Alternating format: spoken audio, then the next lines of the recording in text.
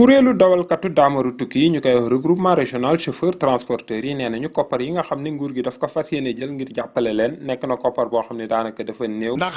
li nga xam ne mooy Sénégal dem dikk ñu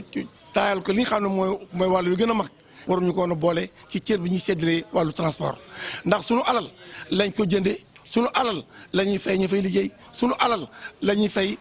directeur yaak képp ku fay xëy. kon loolu war toon bokk ci ligne de partage transport léegi ñu tegati ci tata ci sama xalaatu bopp lu met 3000 yaakaar naa ne 3000 tata amul ñu joxaat leen 1 milliard 500 millions te ñoom ñi ngi doon daw ñi xam ne leen a garé pendant un mois et quelque ñu descendre leen 400 millions 400 millions boo xoolee Sénégal li gaaru ceeri Sénégal ak li transporteur Sénégal ñooñu ëpp seen journée ëpp na 400 millions de francs CFA léegi ñu jox leen ko pour ñu séddoo ko bi ma ko départagé ci 45 département bu ne 8 millions 800 la ma jox te 8 millions 800 yi soo calculé Tambacounda rek département Tamba lu mu néew 300 opérateurs ñu ngi fi